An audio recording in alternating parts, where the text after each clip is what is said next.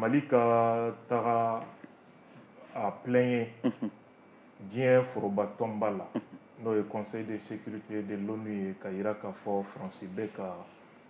dɛmɛ don terroriste ma ni anw ka sɔrɔsiw gundo dili ye ni kɛlɛminɛ dili ye terroriste jɛkuluw ma o bɛ fɛn min ko fɔ fɔlɔ o ye dan yɛrɛ la de ye parce que ni dalen t'i ka fɔta la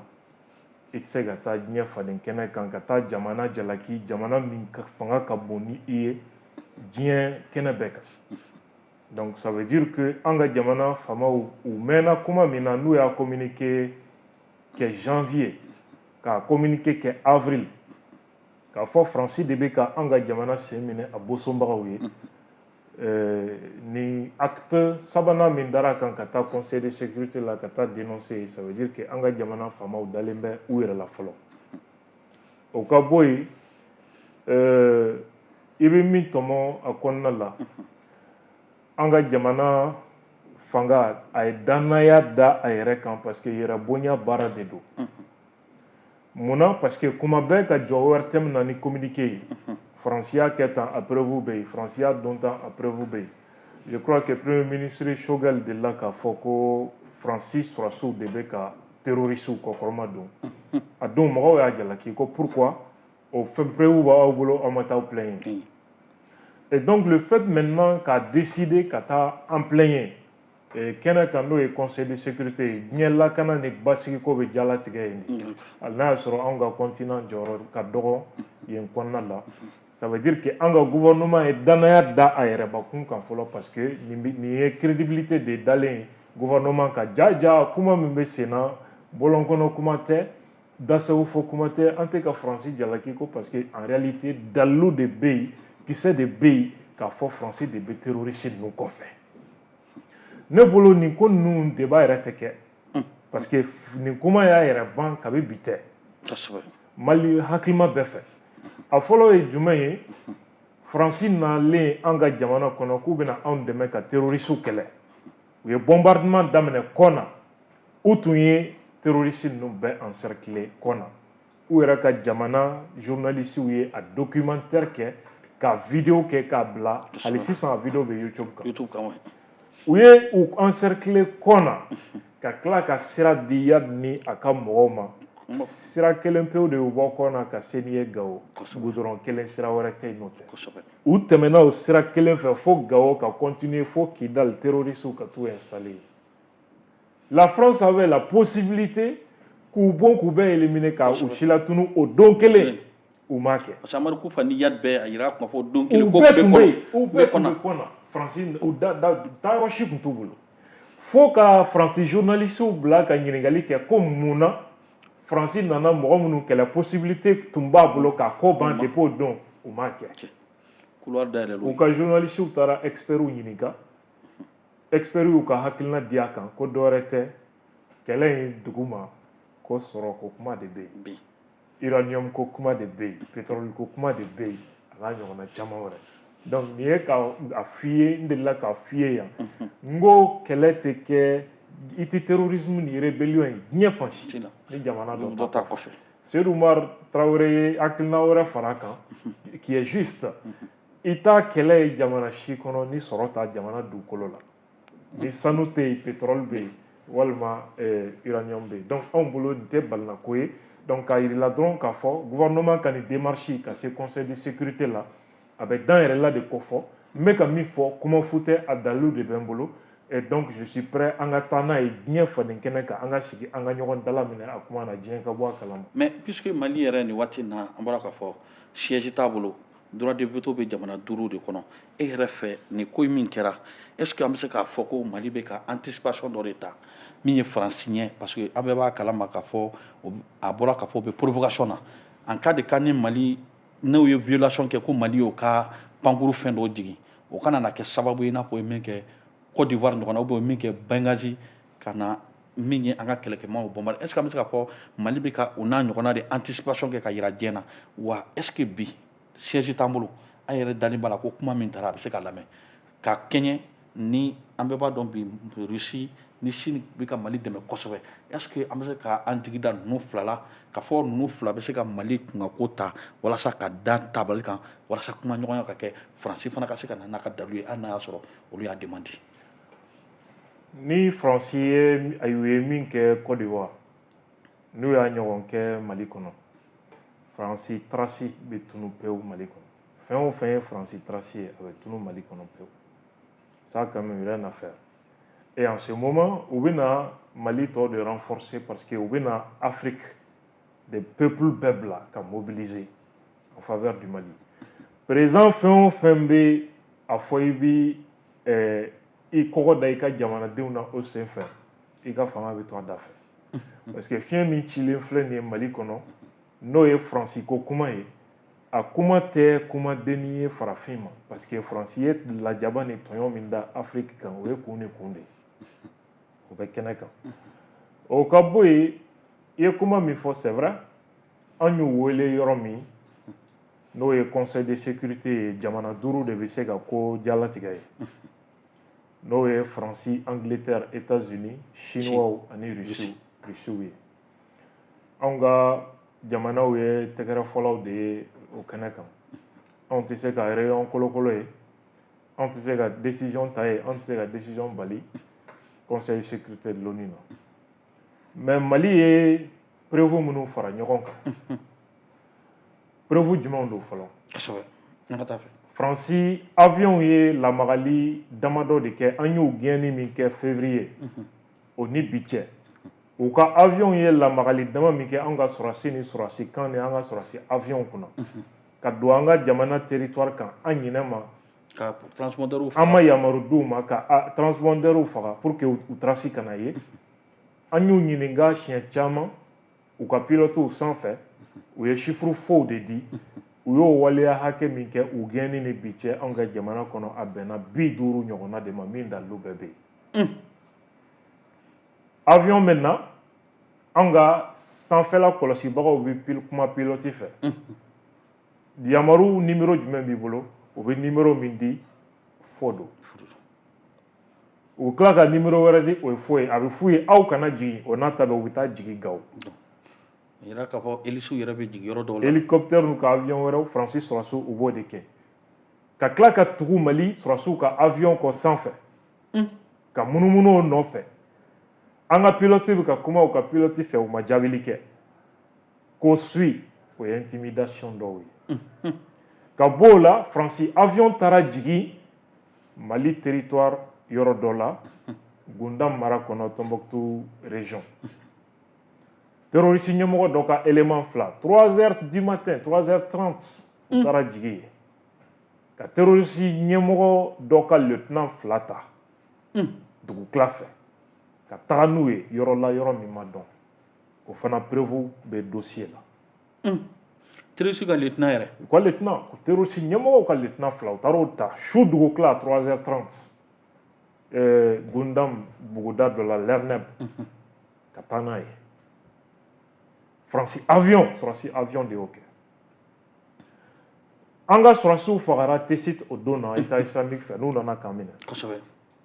an ka renfort tagatɔ ye Faransi sɔrɔdasiw ka avion ye a bɛ dugumana na renfort surunyana u masonna la dɔrɔn avion ni vitesse yɛlɛla ka tunu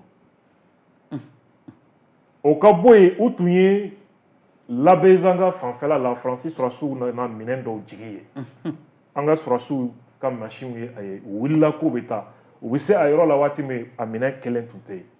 o kɔrɔ minɛn jiginna mɔgɔ minnu kan u taara ni minɛn ye déjà nin baara bɛɛ de kɛra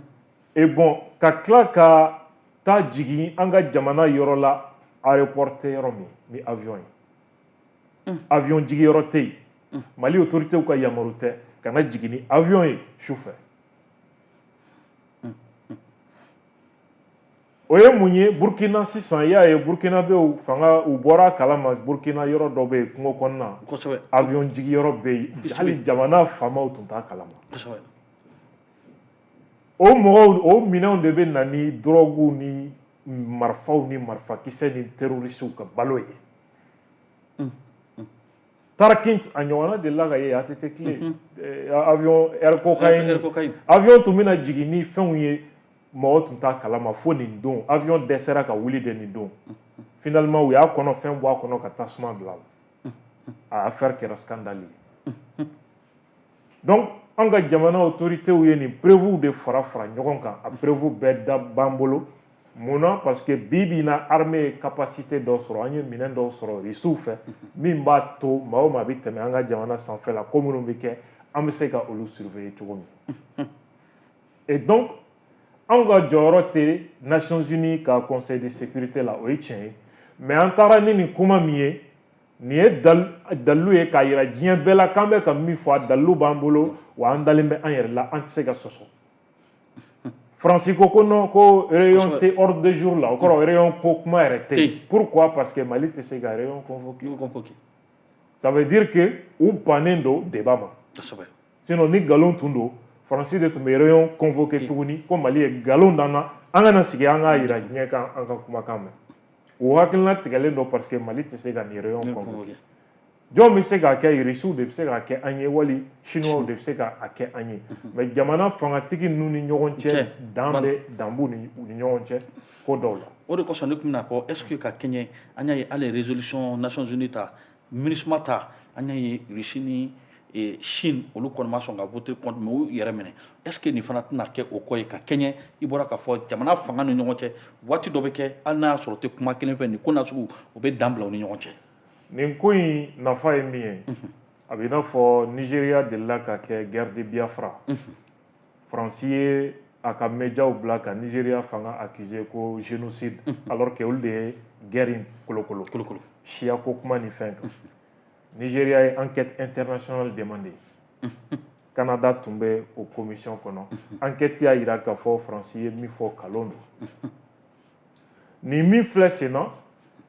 ne bɛ fɛ Mali ka o fana fara kan enquête internationale min bɛ di Rusiw ma ou bien Chinois ma ou bien jamana wɛrɛw ma mun tɛ Faransi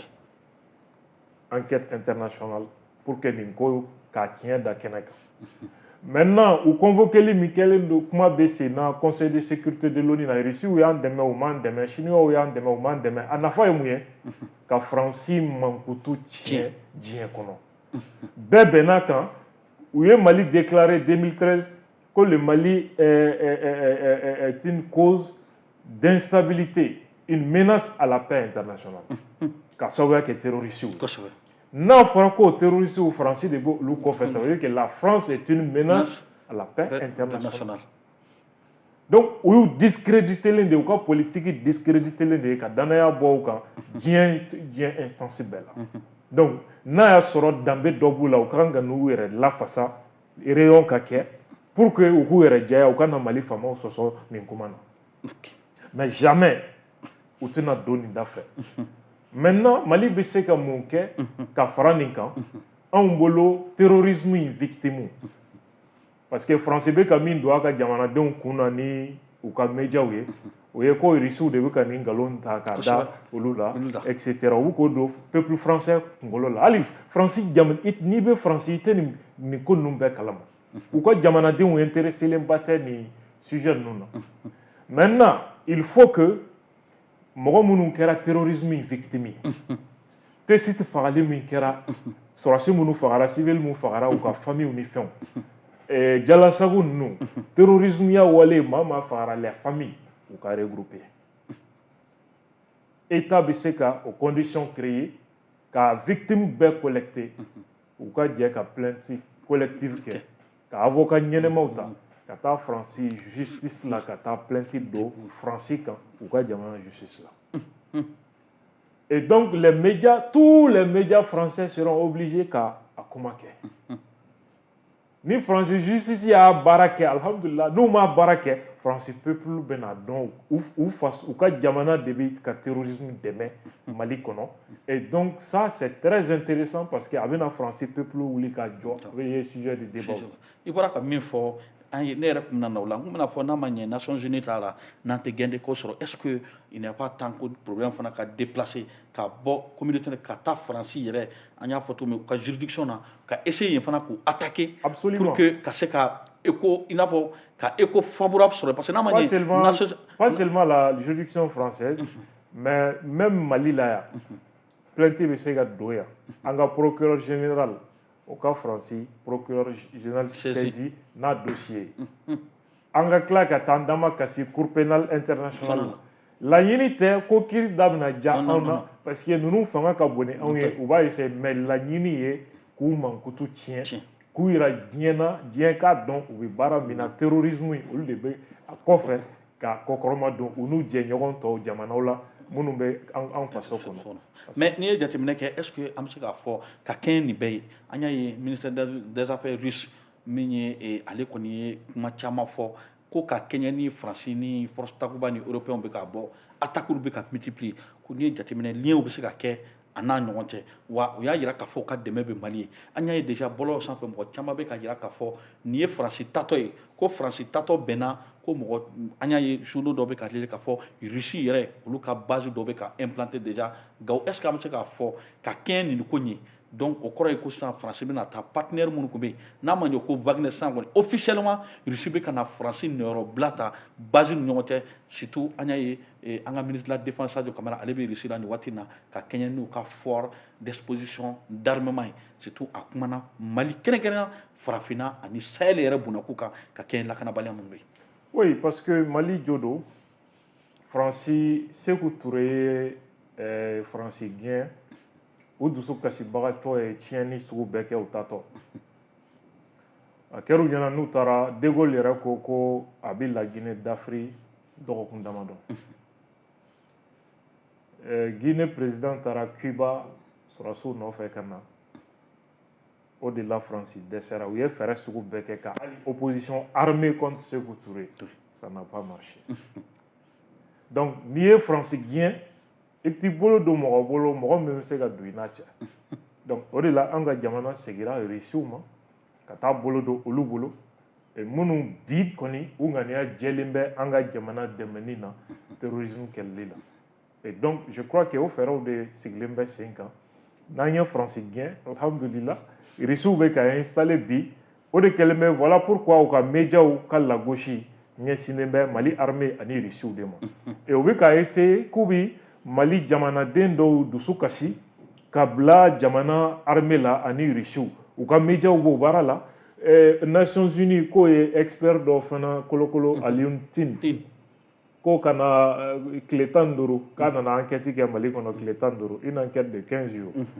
ka n'i da hôtel salon kɔnɔ Bamako k'a ye gouvernement ministre dɔw reçoit k'a ye société civile mɔgɔ dɔw reçoit et sur la base de ça a bɛ bɔ ka t'i jɔ k'a bɛ i n'a fɔ ko Mali sɔrɔsiw Rusiw djihadistes k'u ye dankari adamadenw ça veut dire que u ye Mali état ni terroristes bɛɛ bila minɛn kelen de kɔnɔ ŋaniya juguya de don droit de l'homme ko ni fɛn instrumentaliseli de don pour que k'an ka jamana sɔrɔsiw ani u dɛmɛbaga Rusiw mankutu tiɲɛ ka tila ka jamanaden wɛrɛw su ka kɛ jamana armée kan n y'u jaabi journaux kɔnɔ mɔgɔw bɛ na o article ye n y'alu tin n ye sɛbɛnni kɛ ka jaabi n bɛ na publier journal la diɲɛ bɛɛ b'a ye a yɛrɛ bɛ ka jalakili fɛn fɛn kɛ a bɛɛ bɛ conditionnel la ça veut dire que ale yɛrɛ bɛ ka min fɔ a dalen t'a la parce que preuve tɛ yen karisa y'a fɔ n ye karisa y'a fɔ n ye a banna donc k'u ye mɔgɔ dɔw ye k'olu farikolo ko fɛnw b'a la mais jɔn de ye u torturer u t'a dɔn il ne parle pas de ça mais u bɛ k'a fɔ ko non ko djihadistes Mali fanga Rusiw k'olu de bɛ ka dankari jamanadenw i ma nin manamanakan sugu ni nin fɛn sugu ye vraiment donc il faut que an ka jamanadenw ka vigilance ta an yɛrɛ ka jamana médiaw kana tugu Francis médiaw kɔ u ka kalo-kalokan fɔ la an k'a yira la ko u bɛ kunnafonidi min dɔn an b'o fana dɔn u y'o min kalan an fana y'o kelen kalan u bɛ diɲɛ dɔn cogo min an fana bɛ diɲɛ politique dɔn o cogo la u bɛ k'u ka jamana ka intérêt défend cogo min an fana b'an ka jamana intérêt défend o cogo la jamais an tɛ tugu u kɔ an faso cili la. ok mais n'i ye jateminɛ kɛ avion hali bi an bɛ taa an y'a ye délégation dɔ kɔni bɛ yen min ye société civile ye ivoirien olu kɔni bɛ nin waati in na yan min ye diinamɔgɔ ka fara société civile la o ye serida o ni Acheri Serifu madame ye ɲɔgɔn ye nin waati na o ni ɲamakalaw min ye recruteur de u kan ka ɲɔgɔn ye 16h n'i ma fili Sheraton na e yɛrɛ fɛ nin démarche nin est ce que o bɛna kɛ sababu ye nin waati na ka ji bɔn ni ye tension minnu bɛ yen nin waati na sabula an y'a ye réseaux sociaux sanfɛ hali n'a y'a sɔrɔ Mali min ta ye a jo ye nka olu bɛ Mali bɛ k'a ɲini min ye kunnafonidilaw sira bɛɛ fɛ walasa ka apaisement kɛ mais an ɲɛ b'a la Abidjan maa sugu dɔw kɔni wulilen don min sifinnakaw ye c'est à dire jalaki yɛrɛ min y'u ta ye hali n'a y'a sɔrɔ Ivoirien bɛɛ tɛ Ivoirien caman bɛ ka ɲini ko in ka ɲini ɲɛma jɔlen na hali bi an ɲɛ b'a la olu bɛ ka wuli ka ko dɔw kɛ vraiment min bɛ kɛ maloya ko ye ka ɲɛsin sifinnakaw yɛrɛ ma nin waati na est ce que an bɛ se ka fɔ nin démarche min bɛna daminɛ o bɛna kɛ sababu ye kan. D'abord nin ko in kɔnɔ il faut pas que mɔgɔw ka ɲinɛ k'a fɔ fanga fila de bɛ ɲɔgɔn na négociation fana bɛ sen na Togo jamana kan. Il paraît que fort yɛrɛ nana yan bi. Bɛɛ bɛ se ka min kɛ pour que ka négociation tabali kan n jɔyɔrɔ ka bonya o stratégies de bɛ sen na. Ivoirien minnu filɛ nin ye ka Maliens menacer Côte d'Ivoire Côte d'Ivoire fanga de bɛ ka encourager. C'est une façon comme a sabatira k'a fɔ Malien min bɛ yen a bɛ 4 millions bɔ u ka intérêt bɛ yen donc Côte d'Ivoire fanga ɲɛna ni pression yangala olu kunna donc o bɛna kɛ sababu ye anw ka fanga bɛ magaya u bɛ segin u kɔ u bɛ k'o stratégie de utiliser association kuntan min bɛ nin baara la c'est encouragé par le gouvernement ivoirien. Mali autorités fana ye stratégie dɔ kɛ mais min ma kɛ ni anarchie ɲɔgɔnna ye. Pourquoi? Négociation échouera Togo tour fɔlɔ la u segilen justice ye sɔrɔsi ninnu bila sous mandat de dépôt. C'est une façon ka pression yɛlɛ sanfɛ stratégie de don nin bɛɛ kun ye négociation tabali min bɛ Togo bras de fer de bɛ sen na nin y'o bras de fer de ye bɛɛ bɛ fɛ ka i ye position de force de la sur la table de négociation. Maintenant diinɛmɔgɔw don sen donni a la o ye ça c'est très important o fana ye stratégie dɔ de ye min bɛ se ka parce que nin sugu la ni orgueil nana jamanenya bɛɛ b'a fɔ ni segira n kɔ n bɛ malo etc a bɛna fɔ ko n ye fugariya kɛ etc kuma caman o wagatiw de kɔnɔ fangaw bɛ acteurs sociaux donc les légitimités traditionnelles dugutigiw ni diinɛmɔgɔw sen don état fila cɛ komaɲɔgɔnya la dugutigiw ni diinɛmɔgɔw bɛ min fɔ a lamɛnnen tɛ fan fila si fɛ u tɛ se ka nin si ka position changer mais a kun ye mun ye jɔyɔrɔba de b'a la a jɔyɔrɔ ye mun ye ni fanga dɔ sɔnna min ma a bɛ fɔ ko diinɛmɔgɔ an y'olu de gasi sigi an y'a to olu ta la a bɛ n'a fɔ an tɛ a banna kun cɛra cogo min Bamakɔ yan. I bɛ ka fɔ diinɛ ɲɛmɔgɔ kama ni dugutigilakaw kama. non hali mouvement ɲɛmɔgɔw cɛbilen Dramé minnu tun y'a ɲɛmɔgɔ ye a taara k'olu fana bolo dan parce que coup d'état donna jukɔrɔ n'o kɛra olu fana bɛ to a la u t'a kalama donc c'est pourquoi u ko an ka fɛɛrɛ bɛɛ kɛ nin ko ka si la sa o de la u taara don diinɛmɔgɔw kan an ka tulu da olu kunna ayiwa an ka jamana ye jamana ye diinɛmɔgɔw kumana dugutigiw kumana an ka to olu ta la donc je crois que ça veut dire que jɔyɔrɔba bɛ dugutigiw ɲamakalaw diinɛmɔgɔw la an ka société ninnu kɔnɔ. Ok mais i bɔra k'o fɔ sisan an ka to diinɛmɔgɔw ka ko la i bɔra k'o fɔ mais an ɲɛ b'a la nin waati na fana kutuba dɔ sigilen bɛ i kunna k'a fɔ i ye kuma dɔ fɔ diinɛ kɔnɔ ko e kun man ka fɔ sabula ko diinɛ yɛrɛ t'i ka domaine ye k'i ka to i ka kunnafonidi kɔnɔna na i ka diinɛ sira bila ko sabula i ye min fɔ o ye jamana ci ye. Si je comprends bien kunnafonidila bɛɛ ye kafiri ye sa kɛ. Bon a kɔni fɔra ko an kunnafonidilaw k'an ka sen bɔ. E bɛ diinɛ min na i k'i da bɔ o diinɛ kuma na. Ça veut dire que mɔgɔ dɔw kun na kunnafonidila kafiri don école karamɔgɔ kafiri don u y'o de kalan n'est-ce pas d'où le terme Boko Haram idéologie min don a ɲɛmɔgɔw kalanna Arabie Saoudite de tuguni yan kosɛbɛ i ye kuma fɔ kuma kunkan bi k'a i bɛ tila ka segin lamɛn namu gɛlɛya dɔrɔn namu kosɛbɛ o mɔgɔw de hakili la tant que i ma taa i hakili bɔ i cerveau bɔ k'a di olu ma o k'i manipuler i man ka i da don diinɛ ko kuma na mais i b'u ka kuma lamɛn k'a ban Abdul Niang ye mun fɔ min ye kalon ye i t'o mɛn ne ni min kuma na débat kɛra Joliba de la yan ni min tun bɛ débat la o y'olu yɛrɛ ka kalanden dɔ de ye ne kuranɛ hayaw de fɔ i y'a faamu n ko sɔsɔba t'a la fɔ bi a ma sɔsɔ o n'i ye kuranɛ haya fɔ n'u bɛ kuma u bɛ taa hadisaw de ta k'u bɛ ne jaabi o la ala sira yɛrɛ la pour que a ka jate ko hadisa ka ɲi a ma ɲi o ye n'a tɛ kuranɛ sɔsɔ ne kuranɛ haya de fɔ a y'o sɔsɔ an k'o ye o kuma tɛ sen na non k'a bɔra ne de da parce que ne ye école de kɛ je dois pas me permettre de parler de la religion certains sont fous ko i tɛ domaine dɔn k'o t'i ka domaine ye u ka ne sɔsɔ n ye min fɔ u k'o sɔsɔ olu min b'a dɔn o ka bɔ yen a karamɔgɔ minnu bɛ ka kutuba kɛ ne kan k'u bisimila joliba plateau kan débat contradictoire la n'u dalen b'u yɛrɛ la ko n b'u bisimila ne labɛnnen bɛ k'u bisimila n tɛ nantankolo ma dɛ karamɔgɔ minnu b'u représenté olu cɛ la a minnu ye kutuba kɛ k'u bisimila joliba plateau kan n bɛ n'u jaabi u ye n ka kumaw ta k'a transformer ka tila ka nkalon dan n na parce que kalaban ci minnu n'olu bɛ silamɛya kɔnɔ terrorisme dɛmɛni na u b'a don mɔgɔw kun na ko a ye nkalon ta k'a da Abdul Niang la ko diinɛ dɛmɛni don jihadi don u ka whatsapp groupe kan n bɛ k'a kuma bɛɛ mɛn mɔgɔw bɛ ka na k'u bɛ ne dɔn u b'u kale kuranɛ na nin ye stratégie dɔ de ye u bolo ne bɛ stratégie min kalama n'o ye maa o maa i y'u ka wale jugu faamu u bɛ mɔgɔw su ka nkalon jugu dilan k'a da i la ka tila k'a don aw tigiw kun na k'u k'u kale kuranɛ ni fɛn bɛɛ la ko jurumu t'a la ko jihadi dɔ don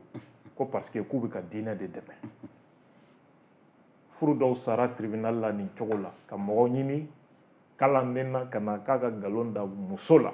pour que furu ka sa ko jihadi de don mɔgɔ minnu y'o kɛ olu bɛ ka ala ko kuma fɔ an ka jamana kɔnɔna la i y'a faamu kuma min b'u da u b'a essayer ka komi dalilu tɛ yen ka ne sɔsɔ u y'a ɲini k'u bɛ kuma déplacer ka taa karamɔgɔ wɛrɛw k'olu lagosi k'olu de bɛ ne kɔfɛ kuma dɔw la u bɛ jamana dɔ fɔ ko jamana de bɛ ne kɔfɛ nin bɛɛ ye pour que kuma min bɛ sen na ka kuma yɛrɛ kɛ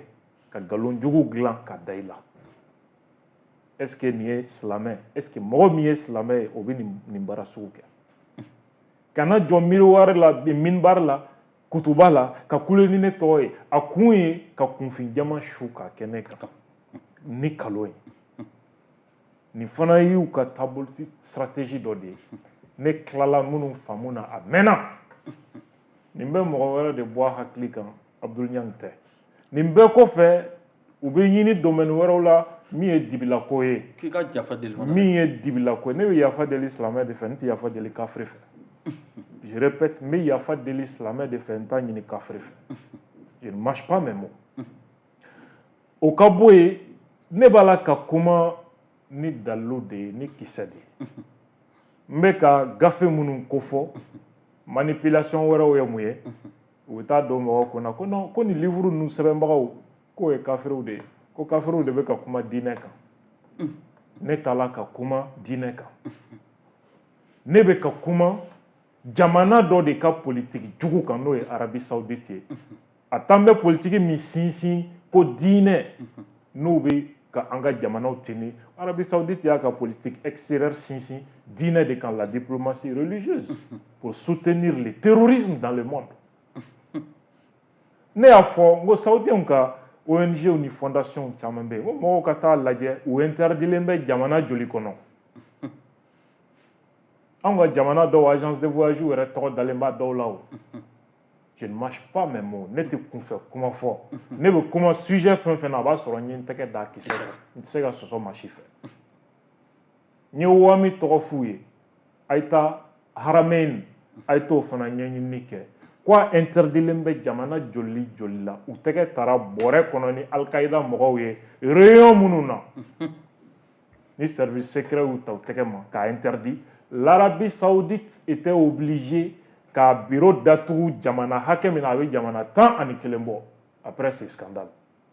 i y'a faamu ne tun ma se nin niveau la o mais u bɛ ka n nɛnɛ n'i ye nɛnɛ n b'a tɔ d'u ma ni ala sɔnna ma ne y'a fɔ n ko terroriste ɲɛmɔgɔ ninnu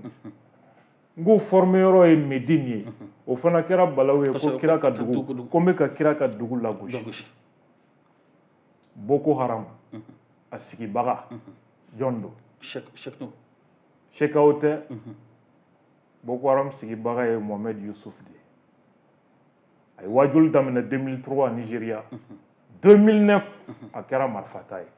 o de kɛra Boko Haram ye a formera min Arabie Saoudite Arabie Saoudite fan jumɛn Médine Mohamed Yusuf formela Médine de taara théologie de kalan Médine ka segin ka na fɛn bɛɛ kafiriya Nigeria hali silamɛ wɛrɛ minnu bɛ yen k'u kafiriya ka sɔrɔ ka taa wolo Boko Haram o Boko Haram bi u bɛ ka destruction kɛ Nigeria Cameroun Tchad Niger an'u ka bolofara dɔ bɛ Mali la ale fagalen ale ka ɲɛmɔgɔ min nana o de ye Boubacar Sekaw ye o formera min Mauritanie Nouakchott Arabie Saoudite nana kalanyɔrɔ min dayɛlɛ ye Institut Islamique ale formera ye nin ye jamana wɛrɛ n tɛ fɛ ka don Mali ta babu kɔnɔ tout de suite kuma na sensibilité kama je l'ai toujours dit ne tɛ manamanamɔgɔ ye ne ye journaliste de ye ne tɛ kuma kirikara fɔla ye i y'a faamu et donc minnu bɛ ɲɔgɔlɔnbɔ la u bɛna nin débat in y'o de fɔ n ko a bɛ ka su diɲɛ yɔrɔ la ne kun hakili t'a la n ko an bɛ ka su yɔrɔ min nin débat in bɛ kuncɛ yɔrɔ min mɔgɔw bɛna faamu i y'a faamu terrorisme a ju ye yɔrɔ jumɛn ye Mali kɔnɔ mɔgɔw bɛna faamu o ka bɔ yen diɲɛ terrorisme cerveau Ben Laden yɛrɛ ka cerveau n'a n'a tigi tilala ka kɛlɛ o ye jɔn ye Abdallah Azam Abdallah Azam nana sigi Arabie Saoudite Jeddah Université o sigibaa fɔlɔw fondateur a bɛ olu cɛ la ale ni Arabie Saoudite autorité ni États-Unis de jɛra ka taa Al-Qaïda créer Afghanistan a kun bɛ cours di Jeddah Université de la ka mɔgɔw kalan olu de bɛ jihadi don mɔgɔw kun na bɔnmu du yɛrɛ la i k'i yɛrɛ fa i bɛ taa aljinɛ kɔnɔ olu don Abdallah Azam o ye terrorisme min filɛ diɲɛ kɔnɔ a cerveau o y'ale de ye a sigira Arabie Saoudite de kɔfɛ ani Ben Laden tilala ka fɔ ɲɔgɔn kɔ détail dɔw la Ben Laden yɛrɛ ye jɔn ye c'est pas un Saoudien qu'est-ce que les gens sont en train de raconter parce que Mali kɔnɔ n'i ko ko Arabie Saoudite u b'a ta ka ni diinɛ fara ɲɔgɔn kan k'i bɛ ka diinɛ lagosi comme si eux ils sont musulmans les autres sont autre chose u bɛ mɔgɔ wɛrɛ de intimider n'o ye pas Abdoul Niang moi je sais de quoi je parle mɔgɔ si tɛ ne intimider o sira kan ni ala sɔnna ma. ok caman fana bɛ ka yira ko donc Amadu Kufa ni nin fana ko o formé la yɔrɔ jumɛn. Amadu Kufa ye kalanw daminɛ duguma kalandenw de tun b'a bolo i y'a faamu a taara nin djihadi in préparation militaire et idéologique kɛ Pakistan de Pakistan kalanyɔrɔ min ni Arabie Saoudite de y'a créé n'olu de bɛ ka financer à coup de dollars par an encore là l'Arabie Saoudite i y'a faamu pour que k'a yirila Kufa bɛ ka hali manipulation min kɛ n'a a bɛ k'i adressé fulaw la a t'i adressé fulaw la ni diinɛ ko kuma ye kosɛbɛ parce que diinɛ taabolo min bɛ a bolo Mali fila fanba t'o kan Kufa bɛ di silamɛya sira min kan n'a y'o kalan Pakistan o bɛ fulaw ka taabolo kafiriya n'o ye kadiriya ye fulaw bɛ waso ni diinɛ kabila min ye Seku Amadu l'empire Peul du Masina o tun bɛ kadiriya de kan pour que k'o datugu a ye siya ko yanga sanfɛ ko fila alors que a bolo fulaw bɛ min kan voilà pourquoi fila karamɔgɔ caman fagara a sababu ye nin de Iyad Dagali c'est un militaire a nana don contact la ni Al-Qaïda mɔgɔw ye wagati min ATT siranna ɲɛ a y'a ɲini k'u k'a bila ka taa Arabie Saoudite ko ka kɛ consul ATT ɲɛna n'a y'a bila ka taa ye ko a daga bɛ bɔ Mali da la mais là a taara source de financement ani bayeru ni jigiyaw de sɔrɔ jadi la ye sɔrɔ ka fɛn a kɛra kojugu ye pour dégager leur responsabilité saoudiens ko k'a ka bɔ yen a taara Pakistan dawa min tun bɛ Mali kɔnɔ ka jɛnsɛn ale de tun b'a ju la o i y'a faamu et 2012 u nana feere an kan ni ala ko kuma ye alors que Yad dɔn bɛ Bamako ni min ye ni ala ko tun tɛ ɲɔgɔn ye sira la sani nin ko ninnu nali cɛ voilà la réalité ninnu ye fɛnw ye sɔsɔbaga tɛ min na diɲɛ dugukolo kan ni min ko k'a bɛ ne sɔsɔ ko tabali bɛ joliba la yan u ka ne wele débat contradictoire la n'a wolola min na diɲɛ b'a lakale. Ok, nin y'a ye Abdou Niang ye kuma min fɔ parenthèse donc ni kun y'a ye donc k'a fɔ ko nin waati in na a y'a fɔ cogo min défi lancelen don yanni kutubaw ka kɛ aw ka na tabali kan dalilu ni dalilu contre dalilu vraiment ka se ka jamanadenw lafaamuya nin ko ninnu n'a sera sabula a bɛ fɔ diinɛ ko ka don surtout an bɛ se ka fɔ karamɔgɔ parce que ale yɛrɛ fɛ journaliste sabula a ye kuma fɔ cogo min ko journaliste ka t'u ka faso jɔ la k'u dabɔ diinɛ ko k'u ka parce que k'u ka fɛn tɛ k'u ka faso bɛ jɔ ka mɔgɔw sɔrɔ mɔgɔ minnu bɛ k'a fɔ ko an ka sɔrɔsiw fagabaga k'u bɛ ala ko de la wa an k'o bɛɛ to yen sa Bamako yan wagati min nord occupelen don kuma min tun bɛ ka fɔ radio islamique la kuma min tun bɛ ka fɔ misiriw la ani kutuba la est-ce que o enregistrement tɛ yen jusqu'à présent pourquoi jɔnni tun bɛ k'o kumaw fɔ o kutubaw n'o fɛnw kɛ o mɔgɔw kalanna min a ye u ɲininka k'o mɔgɔw kalanna min o kɔfɛ je lance un défi kitabu min bɛ terroristes bolo a y'a fɔ k'u ka kelen pewu tɔgɔ fɔ min tɛ saudiya kitabu ye k'u ka kelen pewu tɔgɔ fɔ min tɛ ka kalan arabi saoudite kalanyɔrɔ la terroristes bɛ karamɔgɔ minnu kɛ référence ye a y'u ɲininka k'u ka kelen pewu tɔgɔ fɔ min tɛ saudiyanw ka idéologie n'o o preuve jɔra ne kan ne bɛ n da bɔ kuma na n tɛ kuma tuguni. Kosɛbɛ d'accord Abdou Niang nin waati in na ka kɛɲɛ peut-être minute 2 ou bien 3 kɔnɔna na sabula an yɛrɛ ka autorité mura bɛ ka yira k'a fɔ waati surunyana hali ni baro diyara vraiment maa caman bɛ ka fɛnw kɛ mais nin waati in na ka kɛɲɛ ni lakana bunakun minnu bɛ lakanabaliya ninnu nin waati in na Faransi tagali est-ce que an bɛ se k'an sigi ni mun ye k'a fɔ ni Faransi taara est-ce que nin waati in na an bɛ se k'a fɔ nin ye Mali kɔni ka se jugu kan parce que an ye a yira état major ye communiqué kɛ ka yira k'a fɔ ni tile filanin na ko jugu caman fagara surtout Amadou Koufa yɛrɛ ka numéro 2 min ye ba o kɔni fagara min ye ɲɔnɔ mara la an bɛ se k'an sigi ni mun ye nin waati in kɔnɔna na Faransi b'an dafɛ dugu la. Faransi tagara mais Faransi tɛna ta dabila ni n'u bɛ ɲɔgɔn na si ko de don u t'a dabila hali n'a kɛlɛ bɛnna san bayirika ma u t'a dabila yɛrɛma hɔrɔnya fana bɛ ta barita de kɔnɔ n ye yɛrɛma hɔrɔnya sɔrɔ n bɛ n da ka sunɔgɔ fɛn mɔnen tɛ fɛn min don n'i y'a ta i b'a lakana de donc an ka jamanadenw bɛɛ kan ka o dusukolo sɔrɔ an ka jɛ an ka fanga dɛmɛ jamana basigili ni fɛn na mais Faransi dɔrɔn tɛ Mali problème ye o idéologie min bɛ maajugu na c'est vrai marifaw ni renseignement o ye Faransi ni américains de ye mais idéologie jugu min bɛ ninnu bolo o ye arabu jamanaw de ye a dollar n'a nafolo bɔbaga o ye arabu jamanaw de ye an bɛna fɛɛrɛ jumɛn sabati olu la parce que n'i ye terroriste kɛlɛ ni mugu ni kisɛ ye f'i ka terrorisme ya waleya kɛlɛ n'o ye terrorisme ye o tɛ taa fɛn min kɔ fo diinɛ ka bɔ désordre kɔnɔ ka diinɛ bila sariya minɛn kɔnɔ diɲɛ jamana si arabi saoudite u b'a dɔn tiɲɛni min bɛ se ka kɛ ni diinɛ ye c'est pourquoi olu fɛ yen diinɛw faamu cogo wɛrɛ kitabu tɛ se ka ye i bolo arabi saoudite n'i bɛ fɛ ka taa lahara teliya la a sababu dɔ y'o ye kan fila tɛ yen donc kutuba a tɛ ku alimami na i ka fanga kan sɔsɔ alimami hakɛ min bɛ kaso la yen u bɛɛ b'a da dɔn makan kɔnɔna la n'i y'o kɛ Mali la yan u bɛ kule ko fanga bɛ ka ala kɛlɛ ko fanga kafiriyara kutuba bɛ sɛbɛn de k'a di karamɔgɔ bɛɛ ma i b'a lakale ten n'i dan b'i yɛrɛ la dɔwɛrɛ fɔ min ma sɛbɛn k'a d'i ma Mauritanie bɛ ten Guinée bɛ ten jamana caman bɛ ten hali Afrique kɔnɔna la mais Mali de kɛra batɛmɛ sira ye mɔgɔ sugu bɛɛ bɛ na arajo dayɛlɛ ka télé dayɛlɛ ka madarasa dayɛlɛ ka misiri dayɛlɛ Mali kɔnɔ k'i adressé maliyɛnw hakili la an'u dusukun na fanga t'a kalama fanga ɲinɛ donc maliden kelen kelen minnu individu minnu bɛ a dénoncer u b'olu menacer u b'u makun u bɛ journalistes menacer u b'u makun u bɛ intellectuels menacer olu b'u makun u bɛ politiciens menacer olu b'u makun a bɛ se yɔrɔ la u bɛ état menacer état mana siru ɲɛ et c'est fini don dɔ mɔgɔw bɛ fɛ an k'an da de f'u ka na an minɛ don min k'an bɛɛ fa pour que k'a dɔn ko kojugu don allez-y demander Sévaré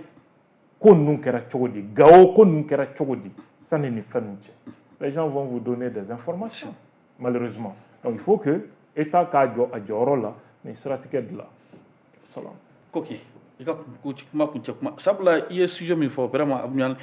don nataw la an bɛna na baro sigi a kan pour que mɔgɔw se ka a faamu kosɛbɛ parce que diinɛ kun ka a kuma ka ca jamana kɔnɔ i bɔra k'a fɔ n'i k'i bɛ maga diinɛ ko kuma na mɔgɔw de bɛ wuli ko bon vraiment fɛn min don sensibilité ka ca mɔgɔ man k'i da don mɔgɔ man k'i da don o de kɛn bɛ ka nin bɛɛ kɛ d'abord manipulation min don fo mɔgɔw k'a dɔn ko diinɛ tɛ ce n'est pas la religion nin ye politique de ye Arabie Saoudite ka politique extérieure de don u b'a fɔ ko diinɛ pour que ka mɔgɔw daden mais est-ce que yɛrɛ fɛ ce n'est pas la religion est-ce que yɛrɛ fɛ ni ko in bɛ se ka réglement parce que ministre des affaires étrangères ministère des affaires religieux des cultes a y'a essayer k'a da don ka ko harmoniser an y'a ye a mankan min wulila Algérie sigira k'u to yen tan f'u nana assemblée minɛ ka mairie minɛ k'u bɛ président minɛ armée ye président balayer ka bɔ yen 10 ans de guerre civile Algérie nettoyera ka ban parce que u ye temps di fo a kɛra kojugu ye o de y'a u se di guerre civile mais bi a kuma bɛ Algérie Nigeria fanga fana sigira k'a minimiser ko wajulikɛla gansanw don fo 2009 u y'a dɔn a kɛra kojugu ye u wulila k'u b'a kɛlɛ a lajɛ a wolola min na Mali fana an b'o sira kan Syrie président fana tun y'u to yen ten comme ça liberté ka ko bɛɛ ja d'u la u bɛ yɔrɔ o yɔrɔ u b'a ɲini ka fanga de bin u bɛ sigi yɔrɔ politique de don ce n'est pas la religion c'est ce que les gens ne savent pas diinɛ tɛ diinɛ kuma ye ka mɔgɔw lasiran de parce que u bɛ jamanadenw étudier k'u cerveau de dɔn diinɛ tɛ il faut que mɔgɔw k'o de dɔn hali bɛnbaliya jamanadenw ni ɲɔgɔn cɛ ka leader ni jamana yɛrɛ kulomaw kɔ don ɲɔgɔn ma le plus souvent ni fɛn in stratégie dɔ de don mais les gens ne savent pas c'est si insidieuse que a jateminɛ man di. Ok d'accord don nataw la an bɛna jɛmu sigi vraiment nin ko in kan parce que sujet c'est très intéressant maaw kan ka fɛn caman faamu a la mais ka kɛɲɛ ni waati n'a kɛcogo ye min ye an yɛrɛ ka autorité morale Augustin ale bɛ ka jira k'a fɔ waati sera a bɛna na don